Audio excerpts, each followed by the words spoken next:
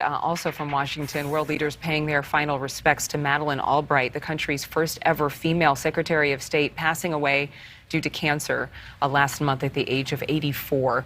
Our Joe Khalil speaking exclusively with members of her security detail who are serving as pallbearers today. Joe? And at the funeral today, Adrienne, you're going to hear from President Biden, President Clinton, but the perspective that we're about to give you here, you're going to see only on NewsNation, and that is of those whose job it was every day to protect Madeleine Albright. So not only did they get a front row seat to history, but they also got to know the icon on such a personal level that very few people ever got to see. She came to love them as children, and as you're about to see, even in death, she's going to honor them today. It's typically family that carries the remains of a loved one last time at a funeral.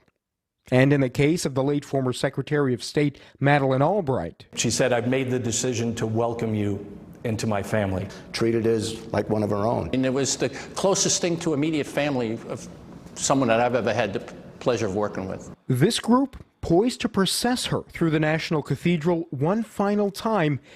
Their family too, even if not by blood. I had worked other dignitaries, and often many of them would look right through you because you were security. Very few treated us like she treated us. These 6 men are all former diplomatic service agents, all assigned to the security detail of Ambassador and Secretary of State Albright. Her former protectors, whom she chose specifically before she died to be her pallbearers at her funeral. Genuine.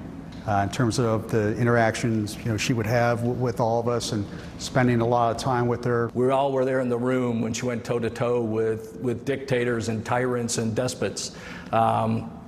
She would leave that room and she would turn to the agents and say, oh, Joe, isn't it your birthday today? The world came to know Albright as the first woman to serve as Secretary of State, a pioneer, a Czechoslovakian refugee turned America's top diplomat, known for being smart and tough on the world stage. Whether it was mass graves in Kosovo or peace talks in the West Bank, always insisting on being in the middle of the action. I have made no secret of my views and will continue to speak out against injustice and brutality. But to those whose job it was to protect her, she developed a closeness they describe as almost motherly. How'd your day go?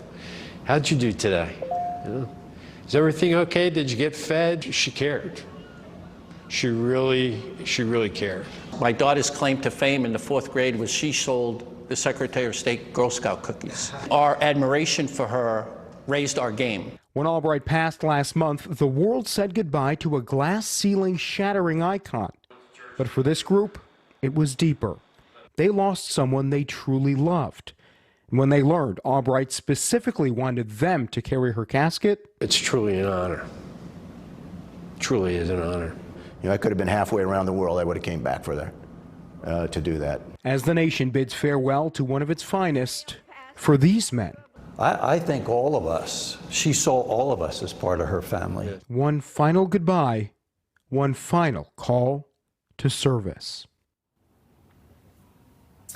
Secretary Albright's service begins at 11 a.m. today. You're going to see those men we just interviewed, along with a few others from her protective detail, escort her into the National Cathedral and then back out. And as far as we know, Adrienne, this is the first time that anybody of her stature has chosen their protective service agents to do the job of being their pallbearer.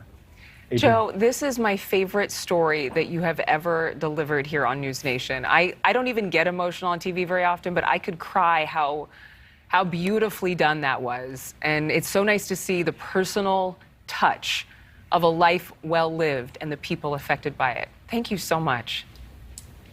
It was really touching just to do the interview, and the challenge with some assignments like this is we talked to them for, almost an hour, those 6 guys, to boil it down and really get the emotion that they felt and the genuine love they felt for her.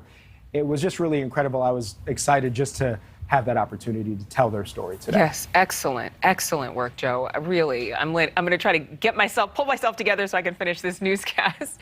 Thank you so much. May we all live a life where people admire us like that. Thank you so much for watching. Make sure to click on the red subscribe button below so you can get more of NewsNation's fact-driven, unbiased coverage.